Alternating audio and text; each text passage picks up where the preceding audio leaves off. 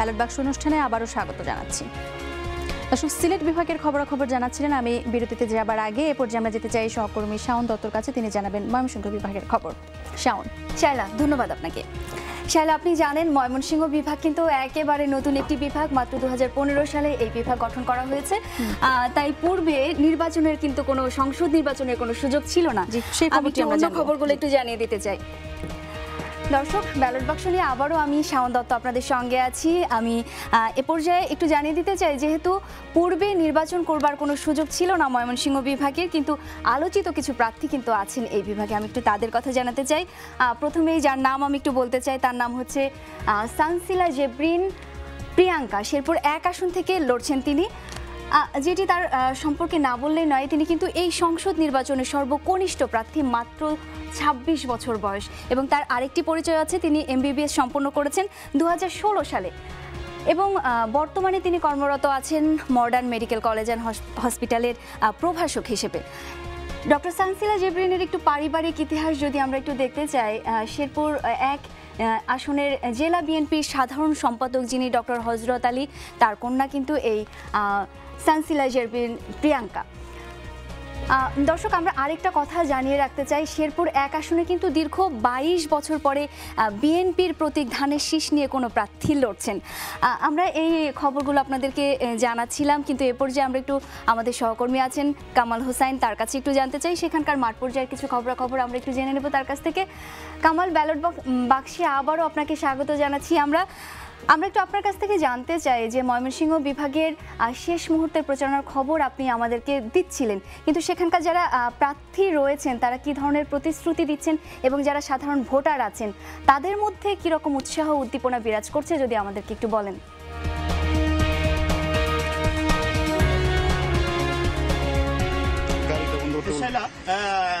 নেত্রকোনায় আছি আমি এখন, হাওড় অঞ্চলে। আর আপনি যে বিষয়টি বলছেন যে ময়মনসিংহ বিভাগের 24টি আসনে 30 তারিখ নির্বাচন সম্পন্ন হবে, এখানে যে জায়গাটি আছি সেটি হচ্ছে নেত্রকোনার হাওড় অঞ্চল, যেটি নেত্রকোনার 4 আসনে। এখানে স্থানীয় ভোটাররা যে বিষয়টি বলছেন যে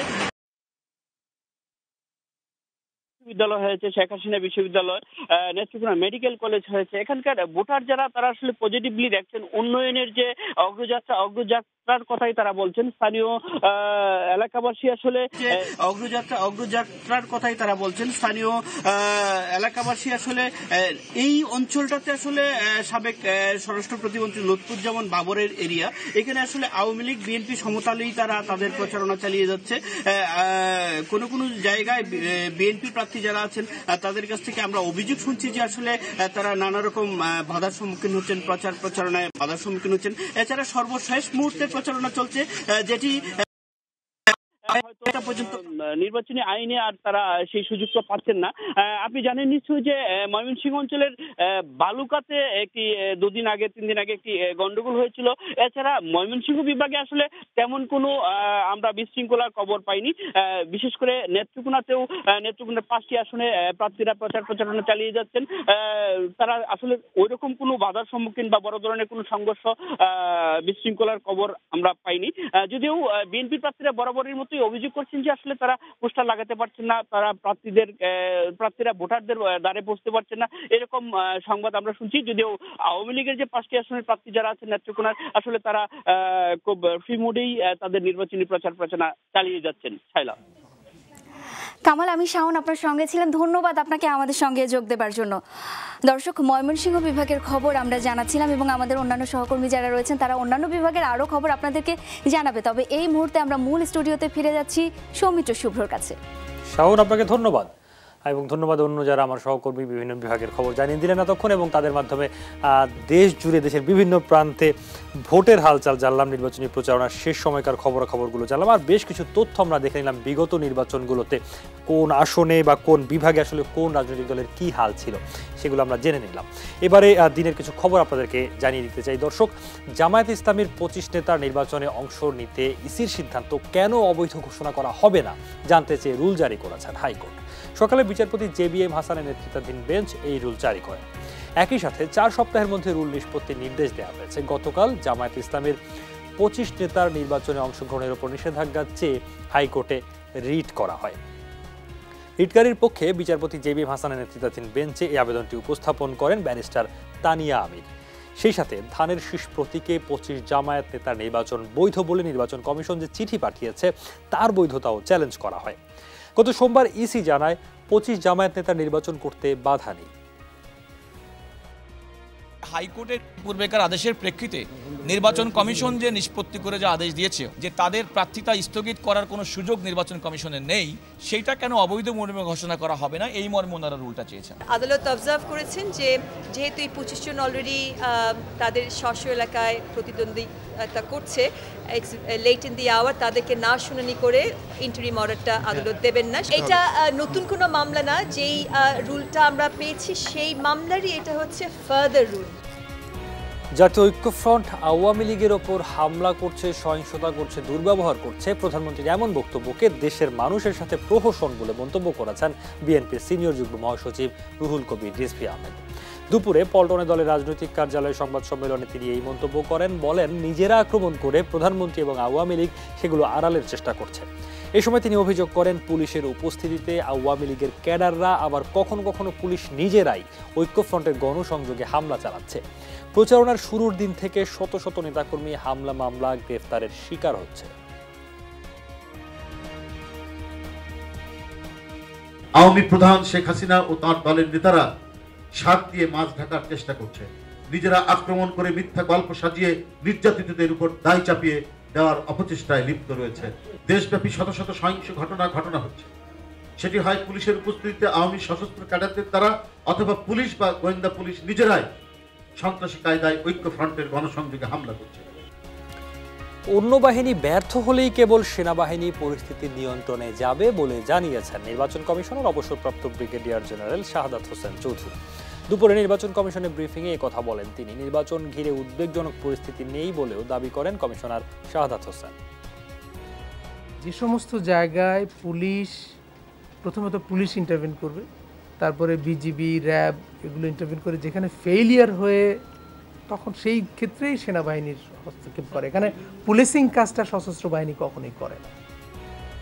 দর্শক, আরেকটা বিরতির সময় হলো ব্যালট বাক্স অনুষ্ঠানে, একটু পরেই ফিরে আসছি, সাথেই থাকুন।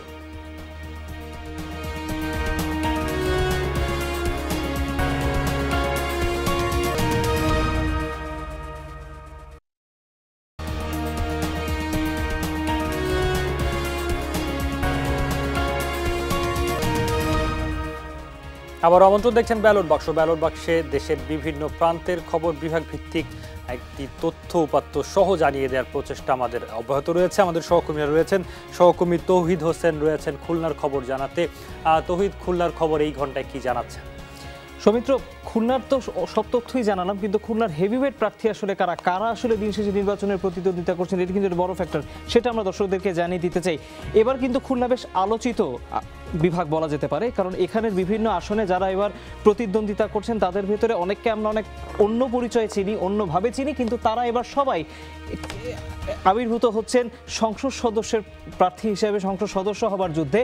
আমি যদি কয়েকজনের কথা না বললেই নেই, বিশেষ করে বাংলাদেশ ক্রিকেট দলের, ওয়ানডে ক্রিকেট দলের জাতীয় দলের যে অধিনায়ক মাশরাফি বিন মুর্তজা, তিনি এবার নড়াই 2 আসন থেকে প্রতিদ্বন্দ্বিতা করছেন। প্রথমবারের মতো তিনি এবার প্রতিদ্বন্দ্বিতা করছেন এবং তিনি কিন্তু সিরিজ শেষে কিছুদিন আগে থেকেই কিন্তু মাত্র প্রচারণা শুরু করেছেন।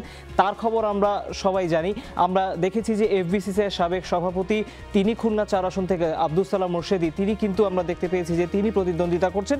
তবে এই মুহূর্তে আমরা যার খবরটি জানিয়ে দিতে চাই, আমরা একটু খুলনা 2 আসনে হেভিওয়েট প্রার্থী আসলে কারা আসলে মূল প্রতিদ্বন্দ্বিতার যুদ্ধে অবতীর্ণ হচ্ছেন তাদের খবর আমরা জানাতে চাই। এবং আমরা সেই জায়গায় দেখতে পাচ্ছি যে প্রথমবারের মতো কিন্তু আমরা দেখতে পাচ্ছি যে শেখ সালাউদ্দিন জলিল, বঙ্গবন্ধুর ভ্রাতুষ্পুত্র বলা হয় তাকে, তিনি কিন্তু আমি দেখতে পাচ্ছি যে এবার প্রথমবারের মতো নির্বাচন করছেন। এবং 2008 সালে আমরা যখন ফলাফল যদি দেখি, সেই ফলাফলে কিন্তু তার যে নিকটতম প্রতিদ্বন্দ্বী অর্থাৎ বিএনপির যিনি প্রার্থী আছেন নজরুল ইসলাম মঞ্জু, তিনি কিন্তু 2008 সালে জয়ী হয়েছিলেন। অর্থাৎ সেই সংসদ নির্বাচনের পরে কিন্তু আবারও সংসদ নির্বাচনের 2014-তে হলো এবং শেখ সালাউদ্দিন জলিল কিন্তু প্রথমবারের মতো এবার প্রতিদ্বন্দ্বিতা করছেন এবং তার অবস্থান বেশ শক্ত বলেই কিন্তু আমরা জানতে পেরেছি। তো খুলনার এই প্রেক্ষাপটগুলো কিন্তু আমরা শুরু থেকেই জানতে পাচ্ছি। আমরা যেমনটি আব্দুল সালাম মোর্শেদির কথা বলছিলাম, এফবিসিসিআই সভাপতি ছিলেন, এক্সপোর্টিং অ্যাসোসিয়েশনের ফেডারেশনের সভাপতি ছিলেন, বাংলাদেশ জাতীয় দলের ফুটবলার ছিলেন, সেই জায়গা থেকে এসে তিনি এবার নতুন করে খুলনায় প্রতিদ্বন্দ্বিতা করছেন, সেটি কিন্তু একটি নতুন ধরনের পরিচয় এবং খুব আলোচিত হচ্ছেন তার লুকের কারণে। সেটি হচ্ছেন শেখ ফারহান নাসের তন্ময়, তিনি বাগেরহাট 2 থেকে এবার প্রতিদ্বন্দ্বিতা করছেন আওয়ামী লীগের পক্ষে। তাকে নিয়েও কিন্তু বেশ আলোচনা, সমালোচনা, বিতর্ক সবকিছুই চলছে। আমরা একটু সরাসরি খুলনার ভোটের মাঠের খবর জানতে চাই।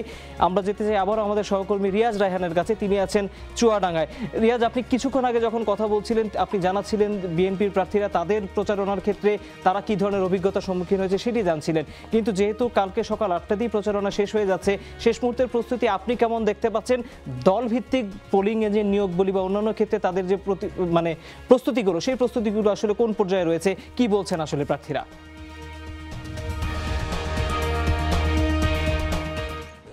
জহিদ, আমরা যেটা বলেছিলাম যে যেহেতু চুয়াডাঙ্গাটা একটি সীমান্তবর্তী এলাকা, সেহেতু এখানে নানা ধরনের শঙ্কা থেকেই যায়, কারণ যেহেতু এর আগের নির্বাচনগুলোতেও আসলে সীমান্তবর্তী এলাকাগুলোতে সংঘাত সংঘর্ষ, কারণ এখান থেকে আসলে পালিয়ে যারা অপরাধী তারা পালিয়ে যাওয়ার সম্ভাবনা, সুযোগটা বেশি থাকে। সেই কারণেই যারা প্রার্থী রয়েছেন, প্রতিদ্বন্দ্বী প্রার্থীরা আসলে এই বিষয়ে সচেতন রয়েছেন। আমরা এর আগে যখন বলছিলাম যে বিএনপি প্রার্থী তারা অভিযোগ করছিলেন তাদের যে আগের অভিযোগগুলো যে হামলা মামলার কারণে তারা প্রচারণা চালাতে পারছেন না, আমরা এখন একটু কথা বলতে চাই জীবননগর এবং দামোহদা এই দুটি উপজেলা নিয়ে গঠিত যে চুয়াডাঙ্গা 2, সেখানকার আওয়ামী লীগ বা মহাজোট প্রণীত প্রার্থী আলী আসগর টগর, আপনার সাথে একটু কথা বলতে চাই। এখন পর্যন্ত আজকে শেষ দিন নির্বাচন প্রচারণার, তো শেষ দিনে আপনারা কি আগামীকাল সকাল 8টা পর্যন্ত, তো সেই হিসাবে যদি ধরি তাহলে আজকে রাত পর্যন্ত শেষ দিন, তো শেষ মুহূর্তে নির্বাচন প্রচারণাটা আপনারা কেমন দেখছেন, পরিবেশ কেমন দেখছেন এবং নির্বাচনের দিন ভোটারদের উপস্থিতির বিষয়ে আপনারা কেমন আশা করছেন? ধন্যবাদ আপনাকে। নির্বাচনের প্রচারণা আপনারা জানেন যে খুবই উৎসবমুখর পরিবেশে হচ্ছে, যেহেতু আপনারা জানেন যে উন্নয়নের সরকার মানে জননেত্রী শেখ হাসিনার সরকার। এটা সারা দেশের মানুষ, আপনার সাধারণ মানুষ, যুব সমাজ, নতুন ভোটার, নতুন প্রজন্ম যারা, তারা সবাই চাচ্ছে যে জননেত্রী শেখ হাসিনা আবার 30 তারিখে যে নির্বাচন, এই নির্বাচনে নৌকা জয়যুক্ত হয়ে মাননীয় প্রধানমন্ত্রী আবার প্রধানমন্ত্রী হোক, বাংলাদেশটাকে আগিয়ে নিয়ে যাওয়ার জন্য আজকে সবাই বিশ্বাস করছে যে উন্নয়ন মানেই জননেত্রী শেখ হাসিনা। আজকে আমরা এই দীর্ঘদিন, এই কটা দিন আমরা প্রচারণা গ্রামে গঞ্জে, হাটে বাজারে সব জায়গায় করেছি। মানুষের মধ্যে যে উৎসাহ সেটা আমরা পরিলক্ষিত করেছি।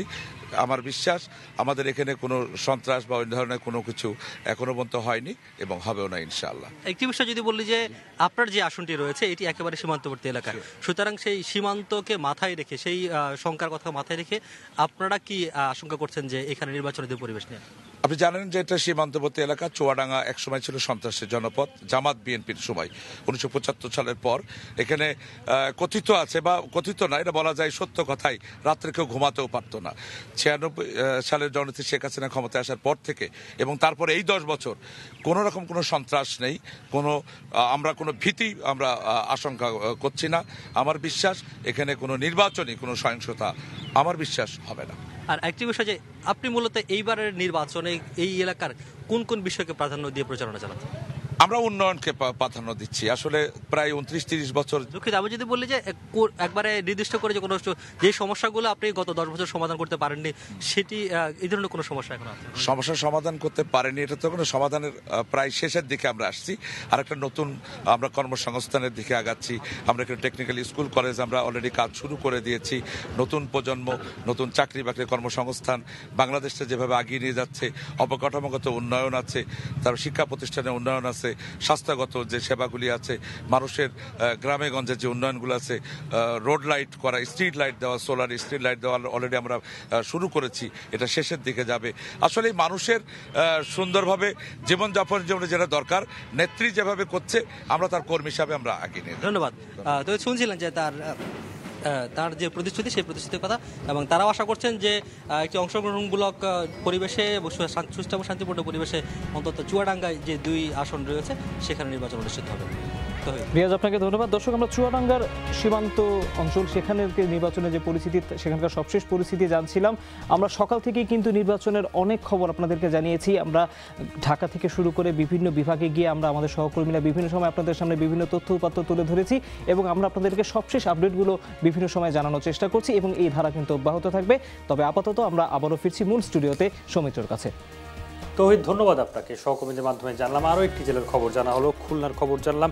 এর আগে অন্যান্য বিভাগগুলোর খবর জেনেছি, বেশ কিছু তথ্য আপনাদেরকে জানিয়েছি, বিগত নির্বাচনের চিত্রগুলো তুলে ধরার চেষ্টা করেছি এবং আজকের প্রচারণার খবর, মাঠের পরিস্থিতি, সেগুলোর একটা সামগ্রিক চিত্র আপনারা নিশ্চয়ই যমুনার পর্দায় চোখ রেখে ইতিমধ্যেই পেয়ে গেছেন। দর্শক, এই আমাদের যেই জানানোর প্রক্রিয়া, মাঠের চিত্র তুলে ধরার প্রক্রিয়া, সেটি অব্যাহত থাকবে। এখন একটা বিরতিতে যাচ্ছি, ফিরব ঠিক 3টায়। আমাদের সঙ্গেই থাকুন। সবাইকে স্বাগত।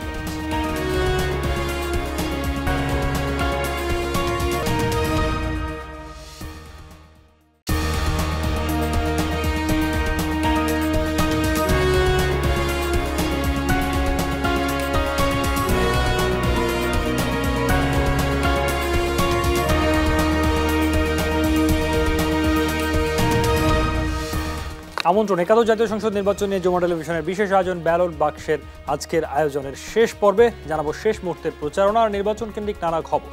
30 ডিসেম্বর ভোটের মাঠের লড়াইয়ের ঠিক আগের দিন পর্যন্ত থাকবে আমাদের এই বিশেষ আয়োজন। দর্শক, শুরুতেই জেনে নেব দিনের প্রধান খবরগুলো। সংসদ নির্বাচনে জয়ের ব্যাপারে আশাবাদী প্রধানমন্ত্রী শেখ হাসিনা। ভারতের বেশ কয়েকটি গণমাধ্যমকে দেয়া সাক্ষাৎকারে তিনি বলেন, জনগণ ভোট দিয়ে আবারও আওয়ামী লীগকে বিজয়ী করবে। শেখ হাসিনা বলেন, আবার ক্ষমতায় এলে বিএনপি নেতা তারেক রহমানকে দেশে ফিরিয়ে আনার উদ্যোগ নেওয়া হবে। জঙ্গিবাদ দমনে দৃঢ় প্রতিজ্ঞার কথাও পুনর্ব্যক্ত করেন প্রধানমন্ত্রী। নিরপেক্ষ সরকার ছাড়া সুষ্ঠু নির্বাচন সম্ভব নয়, আওয়ামী লীগ তা প্রমাণ দিয়েছে। ঠাকুরগাঁওয়ে সকালে সাংবাদিকদের কথা বলেছেন বিএনপি মহাসচিব মির্জা ফখরুল ইসলাম আলমগীর। অভিযোগ করেন, পুলিশ প্রশাসনের সহযোগিতায় মাঠ দখলে নেমেছে ক্ষমতাসীন আওয়ামী লীগ। বিকেলে মির্জা ফখরুল ঢাকা ঐক্যফ্রন্টের বৈঠকে যোগ দেবেন। নোয়াখালীর কোম্পানিগঞ্জে প্রচারণা চালাচ্ছেন আওয়ামী লীগের সাধারণ সম্পাদক ওবায়দুল কাদের। এক পথসভায় তিনি বলেছেন, কোনো অপশক্তি যেন 30 ডিসেম্বর ভোট কেন্দ্রে আঘাত করতে না পারে সে ব্যাপারে নেতাকর্মীদের সতর্ক থাকতে হবে। শেষ পর্যন্ত কেন্দ্রে থেকে ভোট রক্ষা করার আহ্বান জানান তিনি।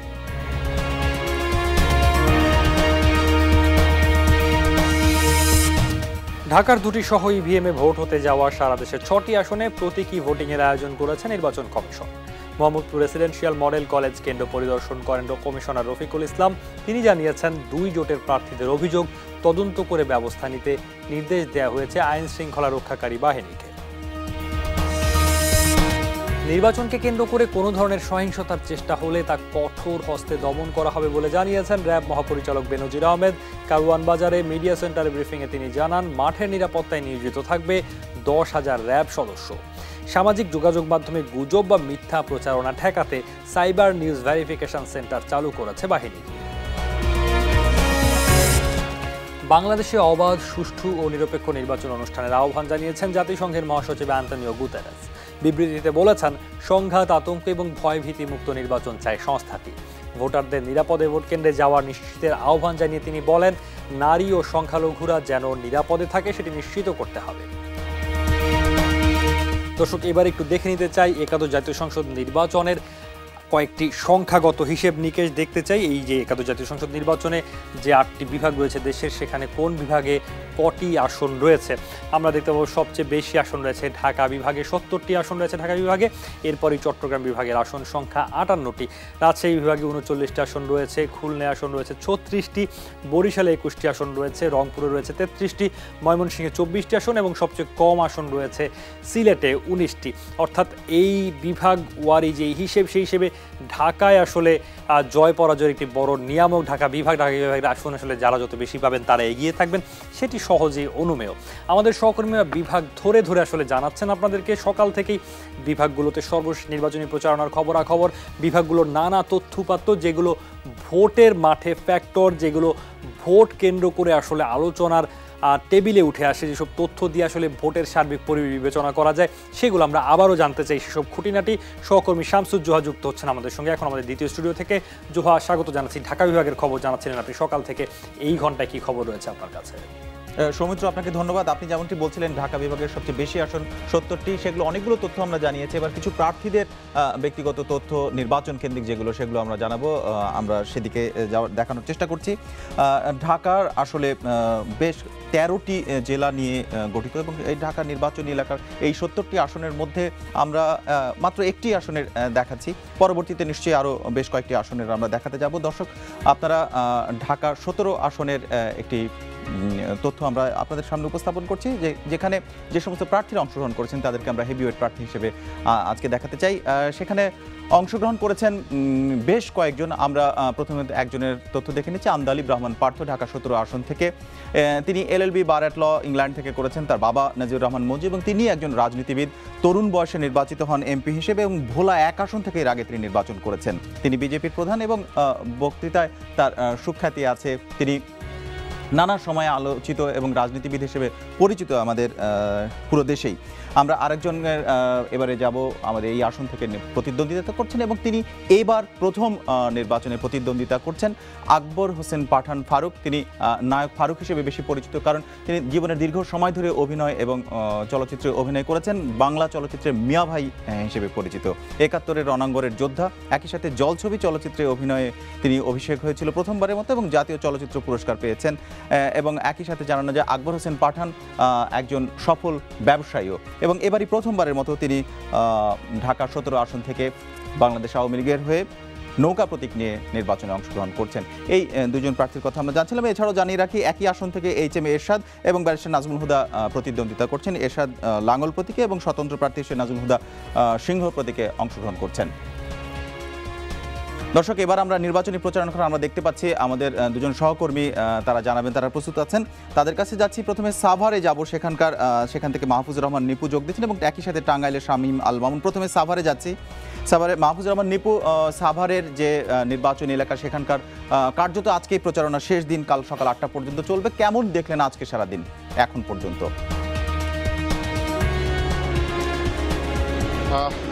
আসলে ঢাকা 19 অর্থাৎ শিল্পাঞ্চল, সাভার ও আশুলিয়ার দুটি অঞ্চল নিয়ে কিন্তু এই আমাদের ঢাকা 19 আসন। এই আসনটি অত্যন্ত গুরুত্বপূর্ণ মনে করেই কিন্তু বিএনপি এবং আওয়ামী লীগ দুজনের পক্ষ থেকেই দুজন চিকিৎসককে বাছাই করেছেন এবং সেই শুরু থেকে এখন পর্যন্ত নির্বাচনী প্রচারণা চলছে। তবে আওয়ামী লীগ প্রার্থী ডক্টর এনামুর রহমান কিন্তু প্রচারণায় এগিয়ে আছেন। তিনি প্রচারণা করছেন, একেবারে মাঠ পর্যায় থেকে ঘরে ঘরে ঢুকছেন। তবে সেদিক থেকে বিএনপি প্রার্থী ডক্টর দেওয়ান মোহাম্মদ সালাউদ্দিন বাবু তিনি কিন্তু আসলে কয়েকদিন আশুলিয়া এবং সাভার পৌর অঞ্চল বেশ কয়েকদিন আর কি তিনি শুটডাউন দিয়েছেন, প্রচারণা চেয়েছেন। তবে এর জন্য ডক্টর দেওয়ান মোহাম্মদ সালাউদ্দিন বাবু বলছেন যে আসলে তিনি যখন প্রচারণা তিনি অভিযোগ করেন আর কি যে যখন তিনি প্রচারণায় নামেন তখনই তার কর্মীদের উপর হামলা চালানো হয়, তাদের পোস্টার ছিঁড়ে ফেলা হয় এবং তাদের উপর যে ধরনের যে কর্মীরা অংশগ্রহণ করে তাদেরকে পুলিশে হয়রানি করা হয় এমন অভিযোগ করেন। সবকিছু নিয়ে এখন পর্যন্ত আজকে সকাল থেকে কিন্তু ডক্টর এনামুর রহমান তিনি কিন্তু সাভার ইউনিয়ন সব বিভিন্ন ইউনিয়নে প্রচারণা করছেন, ভোট প্রার্থনা করছেন। তবে এখন পর্যন্ত সেই এনামুর রহমান ভোটের মাঠে রয়েছেন। আজ কিন্তু বিএনপির প্রার্থী ডক্টর দেওয়ান মোহাম্মদ সালাউদ্দিন বাবুকে কিন্তু ভোট চাইতে সাভারে দেখা যায়নি। জোহা, আপনাকে ধন্যবাদ। আপনি অনেক বিস্তারিত জানিয়েছেন মাহফুজুর রহমান নিপু এখন আমাদের সাথে যোগ দেওয়ার জন্য। এবার যেতে চাই টাঙ্গাইলের শামীম আল মামুন আপনার কাছে। শামীম, টাঙ্গাইল ঢাকার পরে অনেক বড় একটি নির্বাচনী এলাকা, 8টি নির্বাচনী এলাকা রয়েছে, 8টি আসন রয়েছে। এখানকার প্রার্থীদের এবং আজকের পর্যন্ত এই 10 তারিখ থেকে শুরু হয়ে দীর্ঘ প্রচারণায় কেমন দেখলেন? বিশেষ করে আজকের খবর জানতে চাইবো, আজকে একেবারে শেষ মুহূর্তে।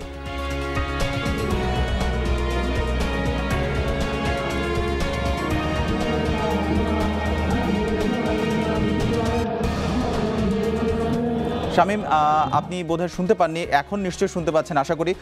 আমি জানতে চাই টাঙ্গাইলে এই গত 10 তারিখ থেকে শুরু হয়ে এখন পর্যন্ত নির্বাচনী প্রচারণা কেমন হলো এবং আজকে কেমন প্রচারণা চলছে, আপনি এখন কোথায় রয়েছেন, এই বিষয়গুলো জানতে চাই।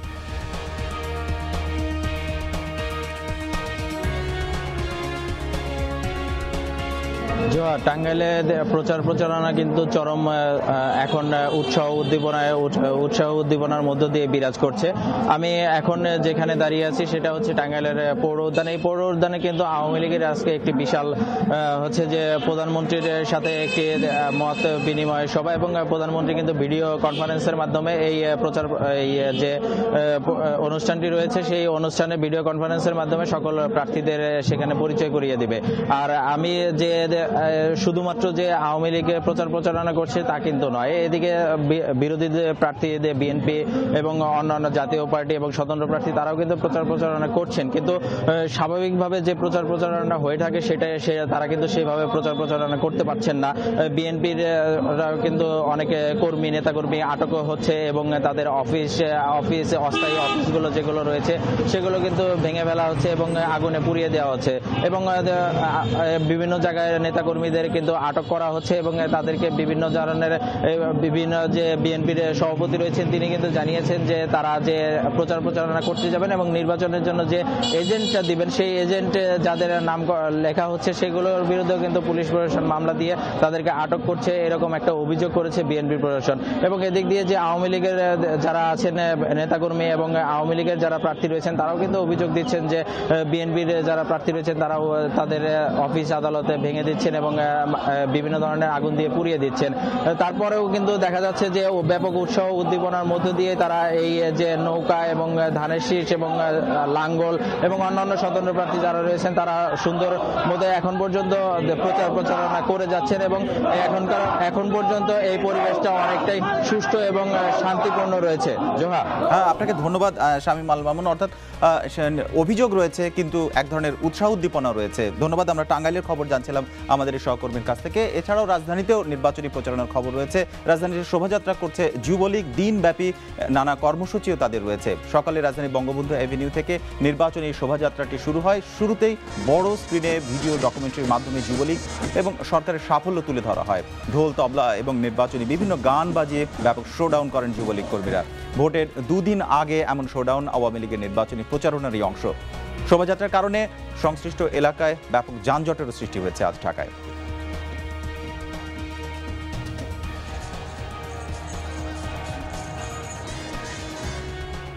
সাংবাদিক নির্যাতনের প্রত্যেকটি ঘটনার সুষ্ঠু বিচার হতে হবে, অন্যথায় অভিযুক্ত ব্যক্তি, দল বা প্রতিষ্ঠানের কোনো সংবাদ সংগ্রহ করবেন না, সাংবাদিকরা বলে জানিয়েছে Bangladesh time reporters association of Bangladesh. আজ সকালে ক্র্যাব মিলনায়তনের সামনে ঢাকা 1 আসনে সংবাদ সংগ্রহ করতে গিয়ে যে গণমাধ্যম কর্মীরা হামলার শিকার হয়েছেন তার তীব্র নিন্দা জানিয়ে হামলাকারীদের আগামী 24 ঘন্টার মধ্যে গ্রেপ্তারের দাবি জানিয়েছেন তারা। এ সময় সাংবাদিকরা বলেন, বারবার সাংবাদিকরা নির্যাতনের শিকার হচ্ছেন অথচ তার সুষ্ঠু বিচার হচ্ছে না। পরবর্তীতে এমন ঘটনা ঘটলে সাংবাদিকরা কঠোর কর্মসূচি দিতে বাধ্য হবেন বলেও জানান বক্তারা।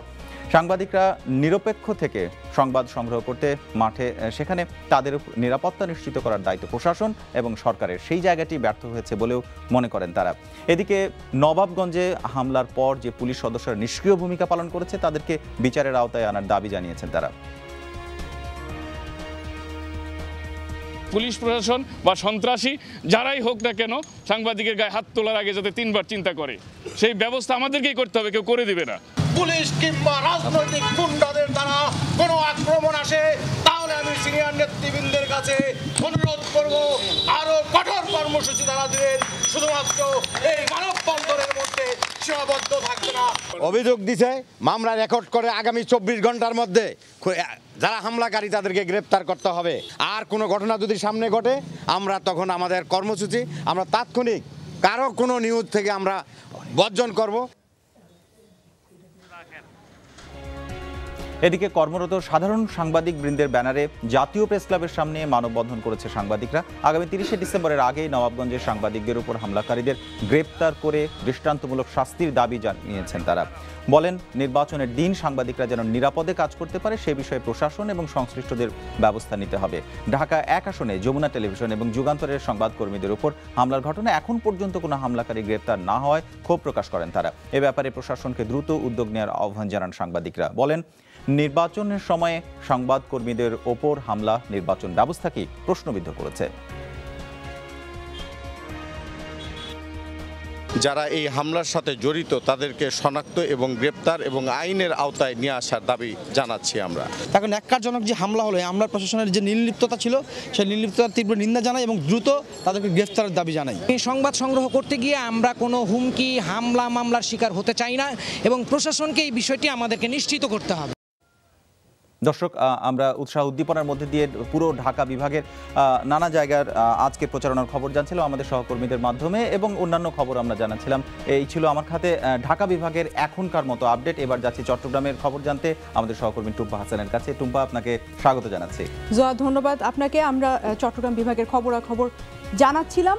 এর আগের ঘন্টায় বলেছিলাম যে একাদশ জাতীয় সংসদ নির্বাচনের ভোট গ্রহণের জন্য বেশ কিছু নির্বাচনী সরঞ্জামাদি কিন্তু পৌঁছে গেছে চট্টগ্রামে, এবং আজ চট্টগ্রাম ৯ আসনটিতে কিন্তু ইভিএম পদ্ধতিতে যে ভোট গ্রহণ হবে সেটির প্রতীকী ভোট হয়েছে, সেটির খবর দর্শকদের জানিয়েছিলাম। দর্শক, যেমনটি বলছিলাম যে সংসদ নির্বাচন, একাদশ সংসদ নির্বাচনকে সামনে রেখে সমস্ত প্রার্থীরা কিন্তু শেষ মুহূর্তের প্রচারণায় ব্যস্ত, কারণ আগামীকাল সকাল ৮টাতেই কিন্তু শেষ হচ্ছে প্রচারণা। আমরা যদি আপনাদের জানাতে চাই যে মোট প্রার্থী সেখানে হচ্ছে ৪১২ জন, তার মধ্যে পুরুষ প্রার্থী ৩৯৭ এবং নারী প্রার্থী হচ্ছে ১৪ জন। আমরা একটু হেভিওয়েট দুজন প্রার্থীর একটি আসনের একটু দেখে আসতে চাই। যদি বলি যে নোয়াখালী ৫ আসন, যেটি সংসদীয় আসন, সেখানে লড়বেন আওয়ামী লীগ থেকে ওবায়দুল কাদের এবং লড়বেন বিএনপি প্রার্থী মওদুদ আহমদ। আমরা দেখছিলাম যে মওদুদ আহমদ অংশগ্রহণ করেছেন মোট 7বার অংশগ্রহণ করেছেন তিনি, এবং তার মধ্যে 5বারই জয়লাভ করেছেন এবং 2বার পরাজিত হয়েছেন। আমি যদি একটু বলি যে তিনি কোন কোন সালে জয়লাভ করেছিলেন: 1979, 1986, 1988, 1991 এবং 2001। এই মোট 5বার তিনি জিতেছিলেন। এবং আসি যদি ওবায়দুল কাদেরের কাছে, তিনি মোট অংশগ্রহণ করেছেন 5বার এবং তার মধ্যে 3বার তিনি জিতেছেন এবং 2বার পরাজিত লাভ হয়েছেন। 3বার জিতেছেন 1996, 2008 এবং 2014-তে। দর্শক, আমরা এবার যাব মাঠ পর্যায়ের খবর জানতে আরিফুর রহমান সবুজের কাছে। তিনি আমাদের সাথে যোগ দেবেন। আরিফুর রহমান সবুজ, স্বাগত আপনাকে ব্যালট বাক্সে। চট্টগ্রামের সারাদিনের প্রচারণার খবর জানতে যাব আপনার কাছে। কি হচ্ছে এখন এই মুহূর্তে, শেষ মুহূর্তের প্রচারণায়? কারা কারা প্রচারণায় নেমেছিলেন?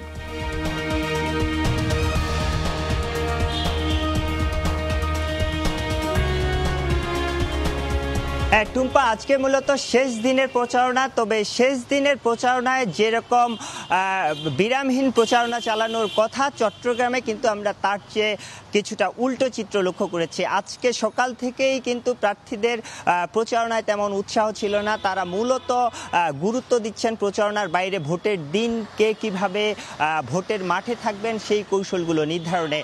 আজকে সকাল থেকেই চট্টগ্রাম ৯ আসনের যে প্রার্থী আওয়ামী লীগের মহিবুল হাসান চৌধুরী, তিনি সকালে ঘণ্টাখানেক প্রচারণা চালিয়েছিলেন। তারপরে আওয়ামী লীগের সঙ্গে, চট্টগ্রাম মহানগর আওয়ামী লীগের সঙ্গে একটি সভা ছিল, বৈঠক ছিল, সেই বৈঠকে তিনি যোগ দিয়েছিলেন। তারপরে একটি প্রেস কনফারেন্স ছিল, সেই প্রেস কনফারেন্স শেষে তিনি দলীয় নেতাকর্মীদের সঙ্গে মূলত বৈঠক করছেন।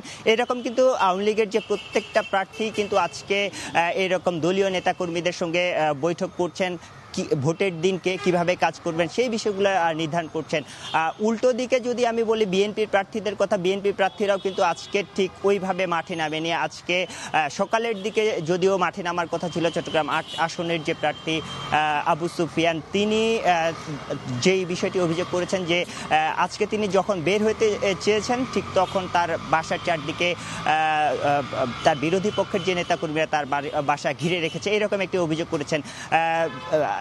চট্টগ্রাম 11 আসনের যে প্রার্থী আমির খুসরো মাহমুদ চৌধুরী, তিনি দুপুর 2টার দিকে বের হওয়ার কথা ছিল, তিনিও সেটি ক্যান্সেল করেছেন, অর্থাৎ বাতিল করেছেন, এবং তিনিও আজকে বের হচ্ছেন না। অর্থাৎ নেতাকর্মীদের সঙ্গে আজকে বৈঠক করে দিনটি কাটিয়ে দিবেন। অর্থাৎ বলা যায় যে এখন পর্যন্ত মানে শেষ দিনের যে প্রচারণা সেটি কিন্তু চট্টগ্রামে সেইভাবে নেই। তারা দলীয় নেতাকর্মীদের সঙ্গে কৌশল নির্ধারণে মূলত ব্যস্ত। এর পাশাপাশি নির্বাচন কমিশনের প্রস্তুতি, ব্যাপক প্রস্তুতি নিয়ে ফেলেছে। তারা বলছেন যে তাদের যে নির্বাচনের দিন ভোট গ্রহণের যে সকল প্রস্তুতি রয়েছে সেই সকল প্রস্তুতি তারা এর মধ্যে সম্পূর্ণ করে রেখেছেন। ঢাকা থেকে 15টি আসনের, অর্থাৎ চট্টগ্রামে 1টি আসনে ইভিএমে ভোট হবে, সেই ইভিএম মেশিনগুলো চট্টগ্রামের মোট 1840টি ইভিএম মেশিন চট্টগ্রামে চলে এসেছে। প্রত্যেকটি কেন্দ্রের জন্য একটি করে ইভিএম মেশিন এবং একটি করে এক্সট্রা তারা ইভিএম মেশিন এনে রেখেছেন, যদি কোনো ভুল ত্রুটি বা কোনো ধরনের সমস্যা দেখা দেয় তাহলে আরেকটি দিয়ে যেন কাজ চালানো যায়। এর পাশাপাশি প্রায় 52,43,894টি ব্যালট পেপার চট্টগ্রামে আসার কথা। এর মধ্যে একটি বাদ দিয়ে, চট্টগ্রাম 4 আসন বাদ দিয়ে বাকি সব ব্যালট পেপার চলে এসেছে। যেটি বাকি রয়েছে সেটিও চলে আসার কথা রয়েছে এবং সেটি আজকে বিকাল থেকে বিভিন্ন উপজেলায় পাঠিয়ে দেওয়া হবে বলে জানিয়েছেন নির্বাচন কর্মকর্তারা। এর পাশাপাশি এই নির্বাচনটি সুষ্ঠুভাবে সম্পূর্ণ করতে পুলিশ প্রশাসনও কিন্তু ব্যাপক প্রস্তুতি নিয়ে রেখেছেন। গত 2-3 দিন ধরেই পুলিশের উচ্চ পর্যায়ের নানা ধরনের বৈঠক হচ্ছে। সেদিন কোনো ধরনের যেন নিরাপত্তা বা কোনো ধরনের সংঘাত যেন না ঘটে সেই ধরনের ব্যবস্থা তারা নিচ্ছেন এবং তারা বলছেন যে বিশেষ করে চট্টগ্রামের দক্ষিণের যে কয়েকটি আসন আছে যেটিকে সংঘাতপ্রবণ এলাকা হিসেবে চিহ্নিত করা হয়েছে, তারা বলছেন যে চট্টগ্রামে 1899টি যেই কেন্দ্র রয়েছে এই কেন্দ্রগুলোর মধ্যে প্রায় 1100 কেন্দ্র তারা ঝুঁকিপূর্ণ হিসাবে চিহ্নিত করেছেন। এইসব কেন্দ্রে তারা বাড়তি পুলিশ মোতায়েন করবেন, পাশাপাশি স্ট্রাইকিং ফোর্স আশেপাশের কেন্দ্রগুলোতে থাকবে। টুম্পা। সবুজ, ধন্যবাদ আপনাকে। আমরা জানছিলাম চট্টগ্রামের খবর। আমরা যাব আমাদের আরেক সহকর্মী আরিফুর রহমানের কাছে, ফেনী থেকে যোগ দিচ্ছেন তিনি আমাদের। আরিফ, জানতে চাইবো যে শেষ মুহূর্তের ফেনীতে কিরকম দেখছেন প্রচারণা এবং সার্বিক নির্বাচনী পরিবেশ?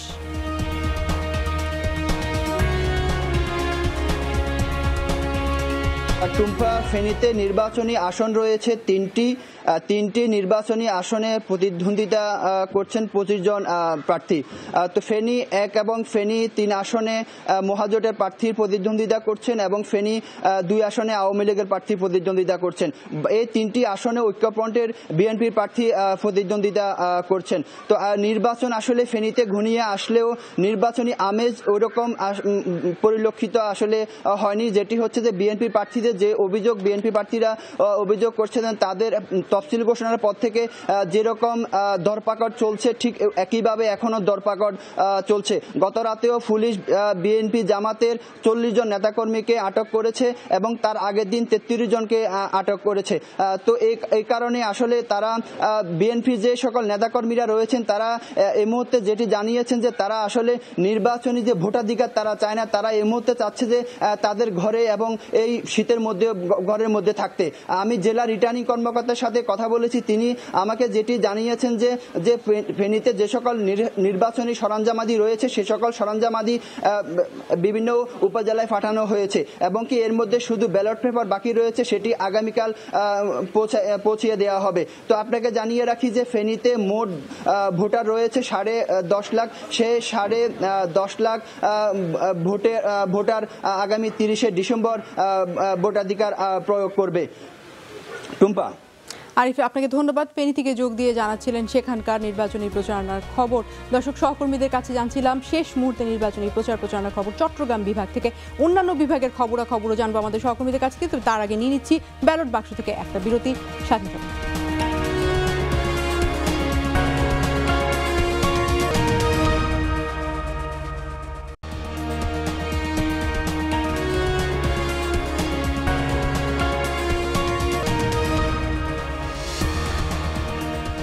দর্শক, আবার স্বাগত। ব্যালট বাক্সে আপনাদের সাথে আছে আমি টুম্পা হাসান। চট্টগ্রাম বিভাগের সব খবরাখবর জানিয়ে দিলাম। এবারে যেতে চাই রংপুর বিভাগের খবর জানতে আমাদের সহকর্মী মৌসুমী আহমেদ লোপার কাছে। মৌসুমী আহমেদ লোপা, আপনাকে স্বাগত জানাচ্ছি রংপুর বিভাগের খবর। টুম্পা, আপনাকে ধন্যবাদ। আপনি জানেন যে জাতীয় পার্টির দুর্গ হিসেবে খ্যাত কিন্তু রংপুর, তবে রাজনীতির চিত্রপট কিন্তু পাল্টেছে রংপুরে। জাতীয় পার্টির যে একক আধিপত্য ছিল সেটা কিন্তু ধীরে ধীরে কমেছে অনেকটা। আওয়ামী লীগের প্রভাব কিন্তু বেড়েছে সেখানে। নিশ্চয়ই টুম্পা। দর্শক, আমরা আবারও রংপুর বিভাগের খবর জানবো। নির্বাচনী প্রচারণার খবর আমরা শুরুতেই জানাতে চাই আপনাদের। আমাদের সাথে যোগ দেবেন ইসমাইল হোসেন।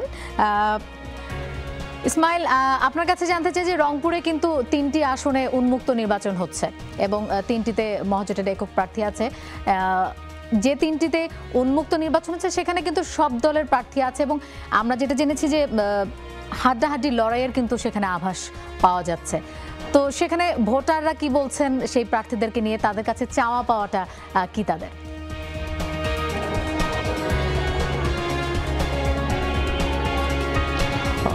আপনি ঠিকই বলেছেন যে রংপুরে কিন্তু আসলে মহাজোটের যে 3টি আসনে মহাজোটের একক প্রার্থী রয়েছে সেই 3টি আসনে কিন্তু আসলে সেরকম কোনো ভোটের উত্তেজনা বা আমেজ বা উদ্বেগ তেমন কোনো কিছু কিন্তু লক্ষ্য করা যাচ্ছে না। তবে যে 3টি আসনে আসলে উন্মুক্তভাবে নির্বাচন করছেন জাতীয় পার্টির যারা প্রার্থী আছেন লাঙ্গল নিয়ে, আওয়ামী লীগের প্রার্থী নৌকা নিয়ে এবং ঐক্যজোটের প্রার্থী যারা রয়েছেন তারা ধানের শীষ নিয়ে নির্বাচন করছেন এবং এই 3টি আসনে কিন্তু যথেষ্ট পরিমাণ নির্বাচনের হাওয়া এবং যে আমেজ সেটি কিন্তু অনেক বেশি এখানে আমরা লক্ষ্য করছি এবং এই শেষ সময়ে কিন্তু প্রার্থীদের যে প্রচারণা সেটিও কিন্তু লক্ষণীয়। তবে ভোটাররা যেটি বলছে তারা কিন্তু আসলে প্রথম যে কথাটি বলছে তারা আসলে নির্বিঘ্নে ভোট দিতে চায়, তারা একটা সুষ্ঠু ভোট চায়, সুষ্ঠু ভোটের পরিবেশ চায়। আর পাশাপাশি যারা ভালো কাজ করেছেন, যাদের আসলে অতীতের যে রেকর্ড সেটি যাদের ভালো আছে সেই রকম প্রার্থী, যোগ্য প্রার্থীকেই তারা নির্বাচন করবেন, এটি কিন্তু ভোটারদের বরাবরেরই কথা। তবে এবার যেটি বিশেষ করে তারা বলছেন যেহেতু 10 বছর পর আসলে একটি প্রতিদ্বন্দ্বিতামূলক নির্বাচন হতে যাচ্ছে, সেখানে তাদের পছন্দের প্রার্থীকে তারা আসলে নির্বাচন করতে চান। সেক্ষেত্রে নির্বাচনের পরিবেশ ঠিক রাখার জন্য নির্বাচনের দিন যেন তারা আসলে নির্বিঘ্নে ভোট কেন্দ্রে গিয়ে তাদের ভোটাধিকার প্রয়োগ করতে পারেন, সেখানে যেন কোনো প্রকার বিশৃঙ্খলা সৃষ্টি না হয়, সেই দিকটাতে আসলে তারা আসলে বেশি গুরুত্ব দিচ্ছেন এবং সেই বিষয়টি নিয়ে কিন্তু একটু উদ্বেগ উৎকণ্ঠা রয়েছে এখন পর্যন্ত। ইসমাইল, আপনাকে ধন্যবাদ আমাদের সাথে যোগ দেওয়ার জন্য। দর্শক, আমরা কিন্তু দেখতে পাচ্ছি ইতিমধ্যে আমাদের সাথে আমাদের আরেক সহকর্মী আলমগীর স্বপন যোগ দিয়েছেন। তিনি আছেন আওয়ামী লীগের সাংগঠনিক সম্পাদক খালেদ মাহমুদ চৌধুরীর জনসভায়। আমি তার কাছে যেতে চাই। স্বপন, খালেদ মাহমুদ চৌধুরীর জনসভায় আপনি আছেন, সেখানে উপস্থিতি কেমন জনসভায় কর্মী সমর্থকদের, এবং খালেদ মাহমুদ চৌধুরী কি বলছেন সেই জনসভায়?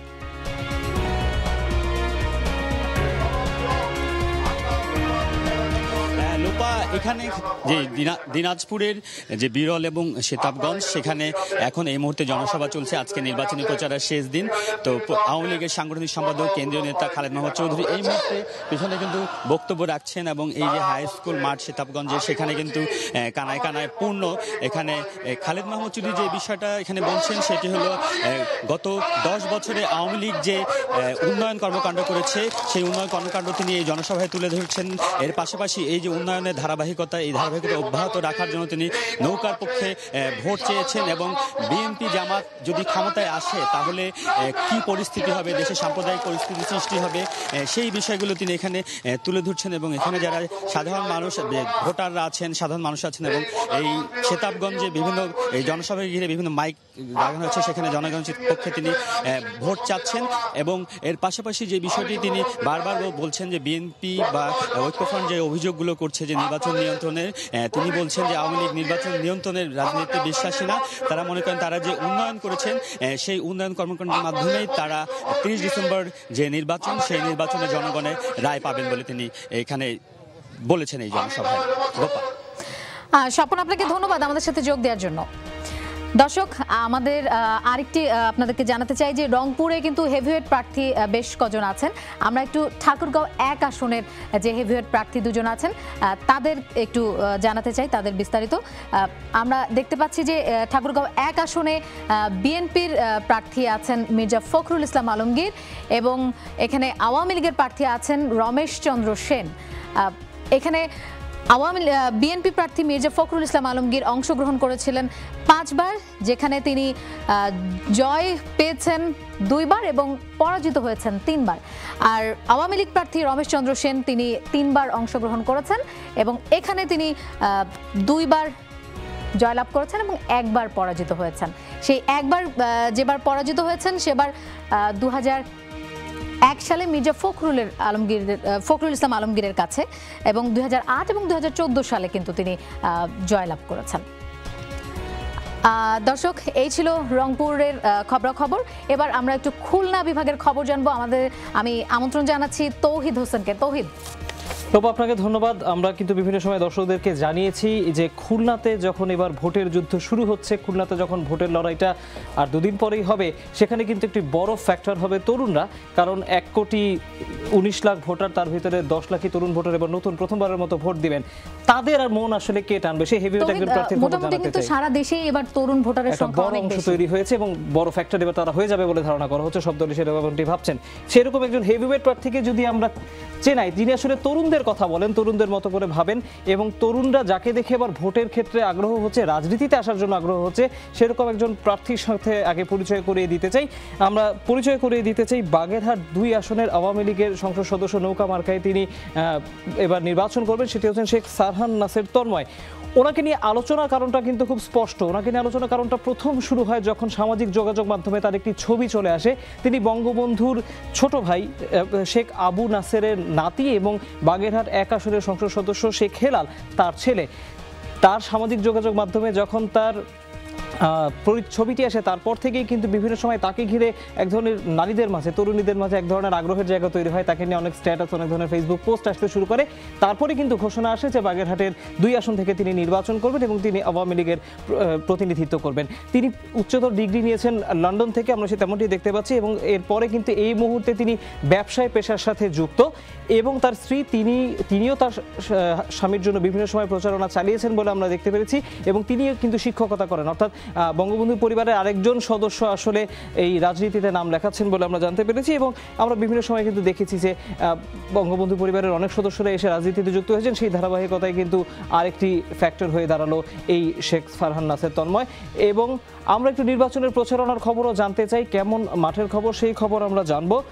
আমরা চুয়াডাঙ্গায় এর আগেও রিয়াজ রায়হানের কাছ থেকে সেখানকার সবশেষ পরিস্থিতি জানছিলাম। আমরা আবারও রিয়াজ রায়হানের কাছে যেতে চাই, তার কাছ থেকে সেখানকার পরিস্থিতি জানতে চাই। রিয়াজ, আপনাকে স্বাগত ব্যালট বাক্স অনুষ্ঠানে। আপনি দেখতে পাচ্ছিলেন বিভিন্ন সময়ে যেহেতু প্রচারণার সময় শেষ হতে চলেছে, তো সেখানে আসলে আপনি এখন ভোটের সময় কেমন দেখতে পাচ্ছেন? ভোটাররা আসলে কি বলছেন? আমরা তখন প্রার্থীদের কথা জানছিলাম, ভোটাররা তো আগামী 2 দিন পরে ভোট দেবেন, তারা আসলে কি দেখে ভোট দেবেন বলে তারা জানাচ্ছেন?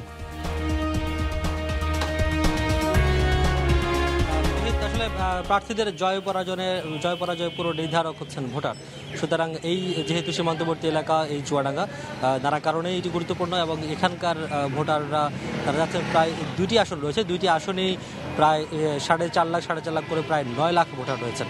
তো এই যে ভোটার যারা জয় পরাজয় নির্ধারণ করবেন প্রার্থীদের, তারা আসলে কি যাচ্ছেন এবং আমরা একটু সরাসরি ভোটের সাধারণ আমার কাছে আছে একেবারেই খেটে খাওয়া যারা ভোটার, একবার সাধারণ মানুষ, তাদের কাছে জানতে চাই যে এখন পর্যন্ত আপনাদের যে এই চুয়াডাঙ্গায় ভোটের পরিবেশ কেমন এবং আপনারা নির্বাচনের দিন পর্যন্ত ভোটের পরিবেশ কেমন মনে আশা করছেন? ধন্যবাদ আপনাকে। চুয়াডাঙ্গা 2 নির্বাচনী এলাকায় এখন পর্যন্ত আমরা প্রচারণা সব দলের অংশগ্রহণ দেখছি এবং স্বাভাবিক আছে। সেই ধরনের কোনো সহিংসতা এখনো পর্যন্ত আমাদের চোখে পড়েনি এবং আমরা আশা করছি আগামী 30 তারিখ পর্যন্ত এই ধরনের পরিস্থিতি থাকবে আমাদের, আশা করি। বুঝতে পারছি। আপনি যদি বলবেন যে আপনার এলাকায় কি সমস্যা আছে যেটা জনপ্রতিনিধি যিনি নির্বাচিত হবেন তার সমাধান করা উচিত? তার সমাধান করা উচিত এই জনপ্রতিনিধি যারা হবেন, যারা এমপি হবেন আগামী নির্বাচনে, কি কি সমস্যা আপনার এলাকায় আছে যেটা তারা করবেন বা করা উচিত?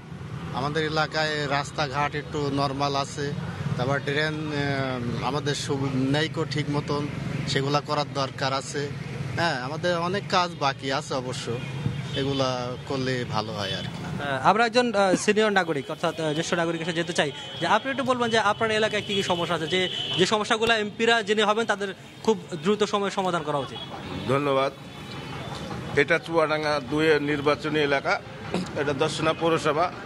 এই পৌরসভার সার্বিক উন্নয়নের বর্তমান যিনি বিগত 2 বার নির্বাচিত এমপি মহোদয় জনাব আলী আসগর টগর সাহেব ব্যাপক উন্নয়ন করেছেন এবং পরবর্তীতে এখানে দর্শনা পৌরসভার কিছু ড্রেনেজ সমস্যা আছে, এখানে পানির সমস্যা আছে, যেগুলো উনি পরবর্তীতে করবেন, এটা আমরা আশাবাদী। এবং এই এলাকায় ভোটের শান্ত পরিবেশ, সব দলের প্রচারণা অব্যাহত আছে, এখানে কোনো সহিংসতা নেই, কোনো গ্রেপ্তার অভিযান নেই, মানুষ নির্বিঘ্নে তাদের প্রচারণা চালাচ্ছে। আমরা আশাবাদী আগামী 30 তারিখের নির্বাচন সুষ্ঠু এবং সুন্দর পরিবেশই হবে এই বলে ধন্যবাদ। তো শুনছিলেন যে এখানকার সাধারণ ভোটাররা পুরো দেশের মতো এইখানকার সাধারণ ভোটার যারা আছেন সীমান্তবর্তী এলাকা তারাও চাচ্ছেন যে একটি অবাধ সুষ্ঠু শান্তিপূর্ণ পরিবেশে সব দলের অংশগ্রহণে যদি নির্বাচন হয় যাতে ভোটাররা, তবে একটি বিষয় বলা ভালো সেটি হচ্ছে আবহাওয়া অফিস এখন পর্যন্ত বলছে যে ভোটের দিন অর্থাৎ 30 তারিখে এখানকার এই অঞ্চলের তাপমাত্রা প্রায় 4 ডিগ্রি কাছাকাছি নেমে আসবে।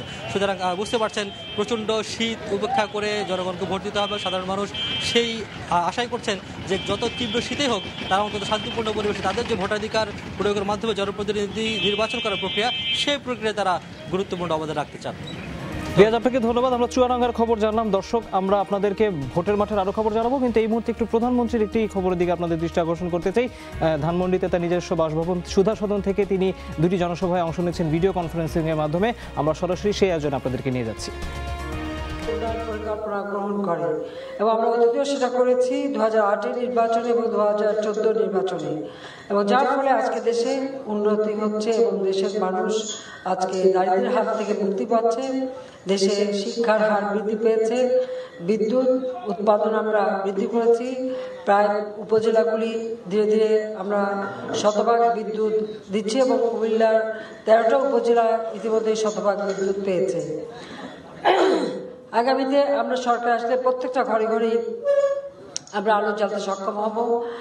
বাংলাদেশের সার্বিক উন্নয়নে আমরা ব্যাপক কর্মসূচি হাতে নিয়েছি। 2021 সালের মধ্যে মধ্যম আয়ের দেশ, 2041 সালের মধ্যে উন্নত দেশ এবং 2100 সালের মধ্যে আমরা ডেল্টা প্ল্যান কার্যক্রম বাস্তবায়নের মাধ্যমে বাংলাদেশকে আমরা আমাদের ভবিষ্যৎ বংশধরদের জন্য একটা উন্নত সমৃদ্ধশালী দেশ হিসেবে রেখে যাব। এটাই হচ্ছে আমাদের লক্ষ্য। সরকারের ধারাবাহিকতা থাকলে উন্নয়ন অনেক ত্বরান্বিত হয় এবং তার শুভফলটা মানুষ পায়। আজকে বাংলাদেশ উন্নয়নশীল দেশ। আমাদের প্রবৃদ্ধি আমরা 7.86 উন্নীত করতে সক্ষম হয়েছি। মাথাপিছু আয় বৃদ্ধি পেয়েছে। দারিদ্র্যের হার আমরা 21 নামিয়ে এনেছি। ইনশাল্লাহ আমরা যদি আগামীতে নির্বাচিত সরকার গঠন করতে পারি 5 বছরের মধ্যে অন্তত আরও 4-5 ভাগ আমরা দারিদ্র্যের হার কমিয়ে বাংলাদেশকে আমরা দারিদ্র্যমুক্ত বাংলাদেশ হিসেবে গড়ে তুলতে পারবো ইনশাল্লাহ। এই বিশ্বাস আমাদের আছে। তা আজকে এখানে যারা আজকে আমি জানি যে শেষ প্রচারের দিন, আমি বেশি সময় আপনাদের আটকে রাখতে চাই না। আমরা এটাই চাই যে আজকে দিনটা এবং রাত এবং কাল সকাল 8টা পর্যন্তই শেষ প্রচারের সময়। সেই লক্ষ্য নিয়ে আজকে আমরা এই ভিডিও কনফারেন্সিং এর মাধ্যমে আমরা জনসভায় আপনাদের সামনে উপস্থিত হয়েছি। এটা আমাদের ডিজিটাল বাংলাদেশ, আমরা যে ডিজিটাল বাংলাদেশ করেছি এটা তারই একটা নিদর্শন। আর মোবাইল ফোন তো সকলে হাতে হাতে নিশ্চয়ই আছে। কি আছে না মোবাইল ফোন আছে? মোবাইল ফোন দেখাচ্ছে। যা আমি এটুকু বলবো যে আমাদের যারা প্রার্থীখানে আছেন, আমাদের কুমিল্লা 1-এর মোহাম্মদ সুবিদ আলী ভুইয়া, আমরা একটু সবাই যারা উপস্থিত যারা আছেন তারা অন্তত একটু যারা আপনাদের জনসভায় যারা সম্পৃক্ত তাদেরকে সামনে একটু আপনারা দাঁড়ান, একটু দেখেন। হ্যাঁ, কুমিল্লা 2-এ সেলিমা আহমেদ, সেলিনা নাই, কুমিল্লা 2 সেলিমা আহমেদ, কুমিল্লা 3 ইউসুফ আব্দুল্লাহ হারুন, কুমিল্লা 4 রাজীব মোহাম্মদ ফখরুল, কুমিল্লা 6 আকম বাহাউদ্দিন, কুমিল্লা 7 অধ্যাপক মোহাম্মদ আলী আশরাফ, কুমিল্লা 8 নাসিমুল আলম চৌধুরী, কুমিল্লা 9 মোহাম্মদ তাজুল ইসলাম, কুমিল্লা 10 আহমদ মুস্তফা কামাল। ওই পিছনে পিছনে অডিয়েন্সে, শুধু আমাদের দেখলে হবে না। কুমিল্লা 11 মোহাম্মদ মুজিবুল হক,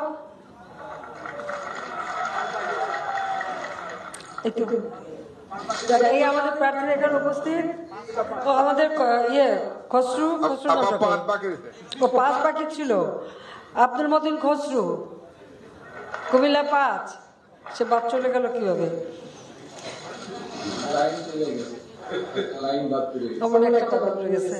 যাক, আমি এটুকু বলবো যে ইনশাল্লাহ আমরা এটুকু আশা করি যে এই 11টা সিট এখানে। দর্শক দেখছিলেন মাননীয় প্রধানমন্ত্রী শেখ হাসিনা তার ধানমন্ডি সুধা সদনে বাসভবন থেকে ভিডিও কনফারেন্সের মাধ্যমে একটি জনসভায় অংশ নিচ্ছেন, সেখানকার খবর আপনাদেরকে জানাচ্ছিলাম। আমরা যতটা জানতে পেরেছি বিভিন্ন সময় যে জাতীয় সংসদ নির্বাচনে 6টি আসনে কিন্তু এবার ইভিএম মেশিন ব্যবহার হবে। এর ভিতরে 2টি আসন কিন্তু খুলনা বিভাগে, খুলনা 2 এবং সাতক্ষীরা 2। এর ভিতরে খুলনা 2 আসনে কিন্তু ইভিএম এর একটি মক ভোটিং চলছে। আমরা সেখানকার সবশেষ পরিস্থিতি জানতে আমরা চলে আসছি আমাদের সহকর্মী প্রবীর বিশ্বাসের কাছে। প্রবীর, জানতে চাই, এক তো ইভিএম এর সরঞ্জাম যেহেতু মক ভোটিং চলছে, আমরা ধরেই নিচ্ছি যে সেই ইভিএম এর সব যন্ত্রপাতি চলে এসেছে খুলনা 2 আসনে এবং মক ভোটিংও হয়েছে। মানুষ আসলে এটাকে কেমনভাবে গ্রহণ করলো, সাধারণ মানুষ বা ভোটাররা আসলে কি বলছে এই ইভিএম মেশিনকে ঘিরে?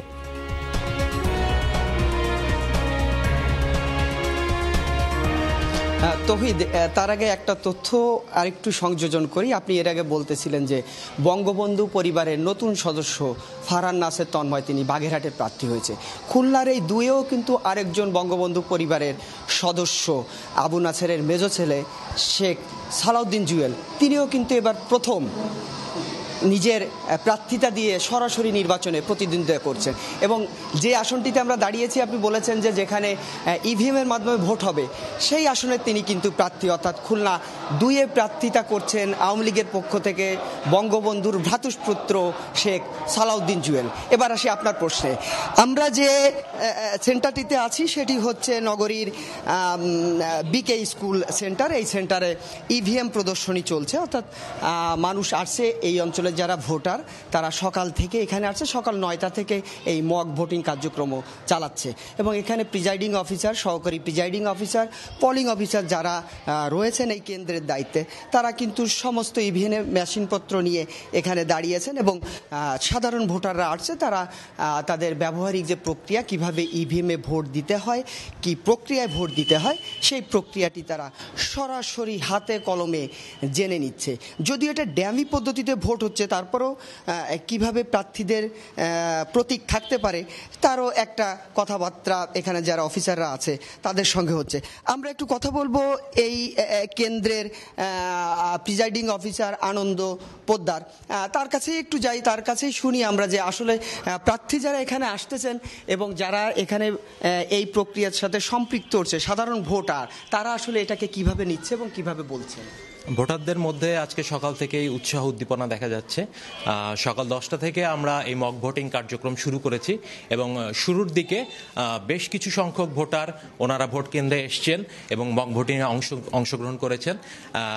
ভোটারদের মধ্যে ইভিএম এটা নতুন পদ্ধতি, এটা জানার ব্যাপারে ওনাদের আগ্রহ আছে এবং ওনারা, আমি দেখেছি যে ওনারা সন্তুষ্ট চিত্তে, ওনারা খুবই সন্তুষ্ট এই পদ্ধতিতে ভোট দিয়ে, মাত্র 2টা বাটন প্রেস করে। আমরাও তাদেরকে উৎসাহিত করছি এবং তারা আসলে খুবই সন্তুষ্ট। হ্যাঁ তৌহিদ, আমরা শুনছিলাম এই আসনে মোট সেন্টার রয়েছে 157টি এবং যেখানে বুথের সংখ্যা হচ্ছে 652টি। ইতিমধ্যে সব কেন্দ্রেই একই পদ্ধতিতে মক ভোটিং চলছে, ভোটাররা আসছে এবং তারা এই প্রক্রিয়ার সাথে সম্পৃক্ত হয়েছে। সবাই এখনো পর্যন্ত খুশি। এই পদ্ধতি যতটা ভয় ছিল সেই ভয় আস্তে আস্তে কাটিয়ে যাচ্ছে এবং আগামী 2 দিনও এ ধরনের প্রদর্শনী হবে বিভিন্ন স্থানে। তৌহিদ। প্রবীর, আপনাকে ধন্যবাদ। দর্শক, আমরা কিন্তু ইভিএম নিয়ে এক ধরনের একটি পরীক্ষা নিরীক্ষা চলছে, মক ভোটিং চলছে, আলোচনা হচ্ছে, সমালোচনা হচ্ছে, মানুষ গ্রহণ করছে কিনা সেই খবর আমরা জানাচ্ছিলাম। আমাদের খুলনা সহকর্মী সেখান থেকে সেই পরিস্থিতি জানাচ্ছিলেন। ব্যালট বাক্স আয়োজনে আমরা আরও অন্যান্য অঞ্চলের ভোটের খবর জানাবো, নির্বাচনের মাঠের খবর জানাবো, কিন্তু তার আগে একটি বিরতি নিচ্ছি। বিরতিতে ফেরা এক পর্যন্ত আমাদের সাথেই থাকুন।